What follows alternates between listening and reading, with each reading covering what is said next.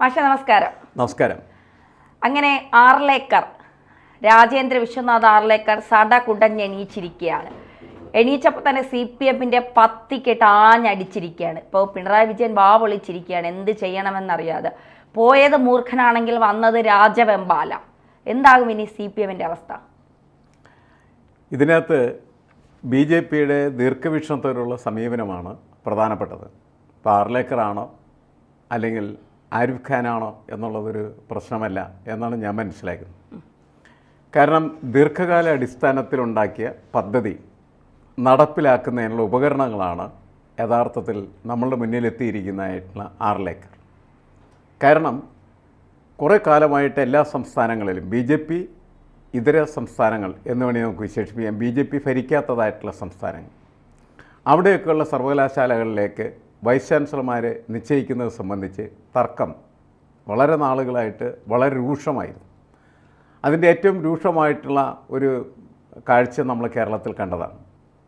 ഇത് കുറച്ച് വർഷങ്ങളായിട്ട് തുടരുന്ന ഈ പ്രക്രിയയിൽ എങ്ങനെയാണ് തങ്ങൾക്ക് മേൽക്കൈ കിട്ടുക, ഇന്ത്യയിലെ എല്ലാ സംസ്ഥാനത്തും വൈസ് ചാൻസലർമാരെ, സർവകലാശാലകളുടെ വൈസ് ചാൻസലർമാരെ നിയമിക്കുന്നതിൽ എങ്ങനെയാണ് കേന്ദ്ര സർക്കാരിനെ കൈകടത്താനായിട്ട് കഴിയുമെന്നും അവർക്ക് മേൽക്കൈ ഉണ്ടാക്കാൻ കഴിയുമെന്നും അവർ ഗവേഷണം നടത്തി അവർ കണ്ടുപിടിച്ചു. അവരതിൻ്റെ അടിസ്ഥാനത്തിൽ UGCയുടെ കരട് തന്നെ മാറ്റി എഴുതി. അപ്പോൾ മുൻകാലങ്ങളിൽ സംഭവിച്ചിരുന്നത് എന്താണെന്ന് വെച്ചാൽ ഒരു സെർച്ച് കമ്മിറ്റി ഉണ്ടാവുകയും ആ സെർച്ച് കമ്മിറ്റി 3 പേരുടെ പേര് ഗവർണറുടെ മുന്നിൽ നിർദ്ദേശിക്കുകയും ചെയ്യും. ഗവർണർക്ക് അതിൽ നിന്ന് ഒരാളെ വൈസ് ചാൻസലറായിട്ട് നിയമിക്കാം. ഇതാണ് തുടർന്ന് വന്നിരുന്ന പ്രോസസ്സ്. ഇപ്പോഴും പ്രോസസ്സ് അത് തന്നെയാണ്. സെർച്ച് കമ്മിറ്റി ഉണ്ടാക്കുന്ന ലിസ്റ്റിൽ നിന്ന് ഒരാളെ ഗവർണർക്ക് തിരഞ്ഞെടുക്കാം. അതിൽ മാറ്റമൊന്നും വന്നിട്ടില്ല. പക്ഷേ സെർച്ച് കമ്മിറ്റി എന്ന് പറയുന്നത് സംഭവം അടിച്ച് പൊളിച്ച് മാറ്റിക്കളഞ്ഞിരിക്കുന്നു. നേരത്തെ സംസ്ഥാന സർക്കാരാണ് സെർച്ച് കമ്മിറ്റിയിലെ 3 പ്രതിനിധികളെയും തീരുമാനിച്ചിരുന്നത്. അതായത് അവർക്ക് ഇഷ്ടമുള്ള ആരെങ്കിലും ഇഷ്ടമുള്ളവരായിരിക്കും. അതായത് സംസ്ഥാന സർക്കാരിൻ്റെ തീരുമാനമാണല്ലോ. എന്നാൽ പുതിയ UGCയുടെ നിയമം അനുസരിച്ച് 3 പേരെ തിരഞ്ഞെടുക്കാം.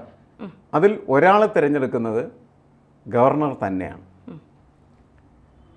രണ്ടാമത്തെ ഒരാളെ തിരഞ്ഞെടുക്കുന്നത് ഗവർണർക്ക് താല്പര്യമുള്ളതായിട്ടുള്ള ഒരു വ്യക്തി. അതാരാണ്? രണ്ടാമത്തെ ആളെ തിരഞ്ഞെടുക്കാനായിട്ട് തീരുമാനിച്ചിരിക്കുന്നത് ആരെയാണ്? സെർച്ച് കമ്മിറ്റി അംഗത്തെ തിരഞ്ഞെടുക്കുന്ന 3 സെർച്ച് കമ്മിറ്റി അംഗത്തെ തിരഞ്ഞെടുക്കണമല്ലോ. രണ്ടുപേരും കേന്ദ്രത്തിന്റെ ചെയർമാൻ. അതെ, UGCയുടെ ചെയർമാൻ എന്ന് പറഞ്ഞിട്ടുണ്ടെങ്കിൽ കേന്ദ്ര ഗവൺമെന്റിന്റെ ചെയർമാനാണ്. മനസ്സിലായി? അപ്പോൾ കേന്ദ്ര ഗവൺമെന്റിന്റെ 2 പ്രതിനിധികൾ സെർച്ച് കമ്മിറ്റിയിലേക്ക് വരുന്നൊരു സാഹചര്യം വന്നിരിക്കുന്നു. ഒന്ന് ഗവർണറിലൂടെയും മറ്റൊന്ന് UGCയുടെ ചെയർമാനിലൂടെയും. അതായത് ഗവർണർ തന്നെയാണ് രണ്ടും തീരുമാനിക്കുന്നത്. മൂന്നാമത്തെ ഒരു പ്രതിനിധിയെ സംസ്ഥാന സർക്കാരിന് തിരഞ്ഞെടുക്കണം. എന്നുവെച്ചാൽ 3 സെർച്ച് കമ്മിറ്റി അംഗങ്ങൾ വരുന്നു. ഈ 3 പേരും കൂടി എന്ത് ചെയ്യുന്നു വെച്ചാൽ ലിസ്റ്റ് ഉണ്ടാക്കും. എന്തായാലും നമ്മുടെ ജനാധിപത്യ സംവിധാനത്തിനകത്ത് 3 പേരിൽ ഭൂരിപക്ഷം എങ്ങനെയാണോ തീരുമാനിക്കുന്നത്, ആ തീരുമാനിക്കുന്ന ലിസ്റ്റാണ് ഗവർണറുടെ മുന്നിലേക്ക് വരാൻ പോകുന്നത്. എന്നുവെച്ചാൽ സെർച്ച് കമ്മിറ്റി എന്ന് പറയുന്നത് സമ്പൂർണ്ണമായിട്ടും കേന്ദ്ര സർക്കാരിൻ്റെ ഒരു കമ്മിറ്റിയായിട്ട് മാറി. കേന്ദ്ര സർക്കാർ തീരുമാനിക്കുന്ന ആളുകളാണ് സെർച്ച് കമ്മിറ്റിയിൽ വരികയുള്ളൂ. പേരിന് അതൊക്കെ കാണാനായിട്ട് കാഴ്ചക്കാരനായിട്ട് സംസ്ഥാന സർക്കാരിൻ്റെ ഒരു പ്രതിനിധിയും സെർച്ച് കമ്മിറ്റിയിലിരിക്കും. 2 പ്രതിനിധി കേന്ദ്രത്തിൻ്റെയും 1 പ്രതിനിധി സംസ്ഥാനത്തിൻ്റെയും. അങ്ങനെയൊന്നും ഒരു കാരണവശാലും സംസ്ഥാന ഗവൺമെൻറ്റിന് ഇഷ്ടമുള്ള ഒരാളെ VC ആക്കുക എന്ന് പറയുന്ന പ്രക്രിയ സാധ്യമല്ലാതെ. പക്ഷേ ഈ കോളേജുകളിൽ ഈ പ്രത്യേകിച്ച് ഇടതുപക്ഷ വിദ്യാർത്ഥി സംഘടനകൾ ഈ VCമാരെ നിയമിക്കുന്നത് സംസ്ഥാന സർക്കാർ ആകുമ്പോൾ ഇവർക്ക് പെട്ടെന്ന് അവരെ കയ്യിലെടുക്കാനും അല്ലെങ്കിൽ ഈ വിദ്യാർത്ഥി സംഘടനകൾക്ക് വേണ്ടി നിൽക്കാനും ഒക്കെ ഇവർക്ക് കഴിയും. അങ്ങനെയാണ് പലരും പാർശ്വയൊക്കെ പോലെയുള്ളവർ ഡിഗ്രി പോലും പാസ്സാവാതെ MAയും ബാക്കിയുള്ളവർ പല സഹാക്കന്മാരും ഡിഗ്രി പാസ്സാവാത്തവർ MA MPhilലും PhD വരെയൊക്കെ എടുക്കുന്നുണ്ട്. അപ്പോൾ PhD തന്നെ പല വാഴക്കൊലകളുടെ മാറിയതും ഒക്കെ നമ്മൾ പുറത്ത് കണ്ടതാണ്. അപ്പോൾ ഇനി ഇത്തരത്തിൽ ഒരു മാറ്റം ഗവർണറുടെ കയ്യിലേക്ക് വരുമ്പോൾ CPMന് വാവൊളിച്ച് നിൽക്കേണ്ടി വരില്ലേ? അല്ല, CPM അവിടെ നിസ്സഹായരായി മാറുകയാണ് ചെയ്യുന്നത്. പക്ഷേ ഇത്തരത്തിൽ കാര്യങ്ങളൊന്നും വരേണ്ട ഒരു അവസ്ഥയുമില്ലായിരുന്നു. കാരണം എന്ന് വെച്ചാൽ നേരത്തെ ഉണ്ടായിരുന്ന സംവിധാനത്തിലേക്ക് UGC ഇടപെടുന്ന ഒരു സ്ഥിതി വരില്ലായിരുന്നു. എങ്ങനെയായിരുന്നെങ്കിൽ നേരത്തെ ഉണ്ടായിരുന്ന സംവിധാനത്തെ സർക്കാരുകൾ ദുരുപയോഗം ചെയ്തിരുന്നില്ല. സെർച്ച് കമ്മിറ്റി തിരഞ്ഞെടുക്കുന്നു. സെർച്ച് കമ്മിറ്റി പ്രഗത്ഭരായിട്ടുള്ള 3 ആളുകളുടെ പേര് നിർദ്ദേശിക്കുന്നു. അതിൽ നിന്ന് ഗവർണർ ഒരാളെ തിരഞ്ഞെടുക്കുന്നു. അത്തരത്തിലൊരു ജനാധിപത്യ സംവിധാനമാണ് നിലനിന്നിരുന്നതെങ്കിൽ അതിനകത്തൊരു ഇടപെടലിന് പ്രസക്തി ഉണ്ടാവില്ലേ? പക്ഷേ സർക്കാരുകൾ അങ്ങനെയല്ലല്ലോ ചെയ്യുന്നത്. ഇപ്പോൾ UDF സർക്കാരൊക്കെ LDF സർക്കാരായാലും BJP സർക്കാരായാലും സർക്കാരുകളുടെ ജോലി എന്ന് പറഞ്ഞാൽ അവർക്കിഷ്ടമുള്ള ആളുകളെ വൈസ് ചാൻസലറാക്കുക എന്നുള്ളതാണ്. എന്ന് വെച്ചാൽ സർക്കാരിൻ്റെ ഒരു അവരുടെ ഒരു റബ്ബർ സ്റ്റാമ്പായിരിക്കണം വൈസ് ചാൻസലർ എന്ന് പറയുന്ന കൺസെപ്റ്റാണ് ഇവർക്ക് എല്ലാവർക്കും ഉള്ളത്. അതിലാരും വ്യത്യസ്തരൊന്നുമല്ല. അപ്പോൾ അതുകൊണ്ട് അങ്ങനെ ഈ വൈസ് ചാൻസലർമാരെ മുഴുവനും റബ്ബർ സ്റ്റാമ്പുകളാക്കി മാറ്റി സർക്കാരിന് അനുകൂലമായിട്ടുള്ള രീതിയിൽ തീരുമാനങ്ങൾ എടുപ്പിച്ച് എല്ലാ മേഖലയിലും കാര്യങ്ങൾ ചെയ്യിപ്പിക്കുന്ന ഒരു രീതിയാണ് തുടർന്നു വന്നിരുന്നത്. അതിനെതിരെ അതിശക്തമായിട്ടുള്ള പൊതുജന വികാരം ഉയർന്നു നിൽക്കുന്ന ഒരു സാഹചര്യം കേരളത്തിൽ നമ്മൾ കണ്ടതാണ്. കാരണം മുഖ്യമന്ത്രിയുടെ കൂടെ നിൽക്കുന്നതായിട്ടുള്ള ആളുകളുടെ ഭാര്യമാർക്കൊക്കെ ജോലി വാങ്ങിക്കൊടുക്കുന്നതിന് വേണ്ടിയിട്ട് ഉള്ള ഒരു സൗകര്യവും സംവിധാനമായിട്ട് ഇത് പതുക്കെ മാറുന്നു എന്ന് കണ്ട സമയത്ത് ബാക്കി എല്ലാവരും CPM ഒഴിച്ച് ബാക്കി എല്ലാവരും അതിനെ എതിർക്കാനായിട്ട് തോന്നി. അങ്ങനെ എതിർത്ത ഒരു സാഹചര്യത്തിലാണ് ഒരു സ്പേസ് അവിടെ നല്ല രീതിയിൽ കേന്ദ്രത്തിന് ഇടപെടാനായിട്ട് ഒരുക്കി കൊടുത്ത് ഇവരെ തന്നെ ഒരുക്കി കൊടുത്ത ഒരു സംഭവമായിട്ടാണ് ഞാൻ കണക്കാക്കുന്നത്.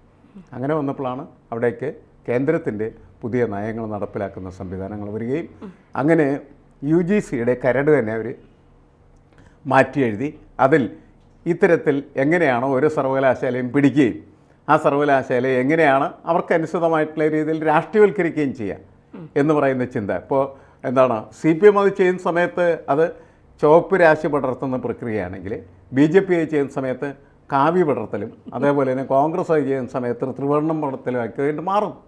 ഇതാണ് സംഭവിച്ചുകൊണ്ടിരിക്കുന്നത്. ഒരുത്തിനും ശരിയായിട്ടുള്ള രീതിയിൽ അക്കാഡമിക് മേഖലയെ കണക്കാക്കാനായിട്ട് അല്ലെങ്കിൽ കാണാനായിട്ട് തയ്യാറില്ല എന്നുള്ളതാണ്. അക്കാഡമിക് പൊസിഷൻ നല്ലതായിരിക്കണം എന്ന് നമ്മൾ വിചാരിച്ചാൽ, നമ്മുടെ ഭരണകൂടം വിചാരിച്ചാൽ മാത്രമേ നമ്മുടെ വിദ്യാഭ്യാസ സമ്പ്രദായം ശരിയായ രീതിയിൽ മാറുകയുള്ളൂ. ഇപ്പോൾ കേരളത്തിലെ ഉന്നത വിദ്യാഭ്യാസവും താഴെയുള്ള വിദ്യാഭ്യാസം എന്ന് വെച്ചാൽ നമ്മൾ ഈ LKG മുതൽ +2 വരെയുള്ള വിദ്യാഭ്യാസത്തിലൊക്കെ തന്നെ വലിയ തകരാറുകളുണ്ട്. ആ തകരാറുകൾ എന്ന് പറയുന്നത് വിദ്യാർത്ഥികളുടെ എന്താണെന്ന് വിദ്യാർത്ഥികൾ നേരിടുന്ന പ്രധാനപ്പെട്ട പ്രശ്നം. വിദ്യാർത്ഥികളാരും പഠിക്കാറില്ല എന്ന് പറഞ്ഞു കഴിഞ്ഞാൽ അവർ പഠിക്കേണ്ടതില്ല. പഠിക്കാതെ തന്നെ അവർക്ക് എന്ത് ചെയ്യുന്നു? മാർക്ക് കിട്ടും. മാർക്ക് കിട്ടാൻ പറ്റും. അതിപ്പോൾ CBSE സ്റ്റേറ്റോ എന്നുള്ള പ്രശ്നമല്ല, എല്ലാവരും ഒരേപോലെ കുട്ടികളെ ജയിപ്പിക്കുക. കാരണം എന്ന് വെച്ചാൽ 1-ാം ക്ലാസ്സിൽ നിന്ന് കുട്ടി 2-ാം ക്ലാസ്സിൽ എത്തിയാൽ മാത്രമാണ് 2-ാം ക്ലാസ്സിൽ പഠിപ്പിക്കുന്ന അധ്യാപകനും അതേപോലെ തന്നെ ആ സ്ഥാപനവും നിലനിൽക്കുകയാണ്. 3-ാം ക്ലാസ്സിലും 4-ാം ക്ലാസ്സിലും 5-ാം ക്ലാസ്സിലൊക്കെ കുട്ടികൾ ആവശ്യമാണ്. 6-ാം ക്ലാസ്സിൽ വേണം, 7-ാം ക്ലാസ്സിൽ വേണം, 8-ാം ക്ലാസ്സിൽ വേണം, 9-ാം ക്ലാസ്സിൽ വേണം, 10-ാം ക്ലാസ്സിൽ വേണം, 11-ലും 12-ലും, അത് കഴിഞ്ഞാൽ ഡിഗ്രിക്കൊക്കെ പിള്ളേർ വേണം. ഈ പിള്ളേർ വേണമെങ്കിൽ എന്ത് വേണം? ഈ താഴത്തെ ക്ലാസ്സുകളിൽ നിന്ന് എല്ലാ കുട്ടികളും ജയിച്ചു വരണം. അങ്ങനെയാണ് ഓൾ പ്രൊമോഷൻ എന്ന് പറയുന്നത് ഇവരുടെ ആവേശമായി മാറിയത്. അങ്ങനെ എല്ലാത്തിനെയും ജയിപ്പിച്ചിട്ട് ഒന്നും അറിയാൻ പാടില്ലാത്തത്, മലയാളം എഴുതാൻ അറിയില്ല, ഇംഗ്ലീഷ് എഴുതാൻ അറിയാൻ പാടില്ല, ഒന്നും അറിയാൻ പാടില്ലാത്ത ആൾക്കാരൊക്കെ അങ്ങനെ എല്ലാത്തിലേക്ക് എത്തിച്ചേരുകയാണ് ചെയ്യുന്നത്. അങ്ങനെ എത്തിച്ചേരുന്ന ഒരു സംവിധാനം എന്തിന് എന്ന് നമ്മൾ ചോദിക്കുമ്പോൾ അതിന് കൃത്യമായിട്ട് ഉത്തരവുണ്ട്. വിദ്യാഭ്യാസം എന്ന് പറയുന്ന ഈ ബിസിനസ് ഒരു വലിയ ബിസിനസ് പ്രക്രിയയാണ്. ഇത് തകരാതിരിക്കണം. ഈ 10-ാം ക്ലാസ് പാസ്സായ എല്ലാ കുട്ടികളും വന്നാൽ മാത്രമാണ് നിലവിലുള്ള ഹയർ സെക്കൻഡറി സ്കൂളുകളിലൊക്കെ കുട്ടികളിങ്ങനെ നിറഞ്ഞിരിക്കുകയുള്ളൂ.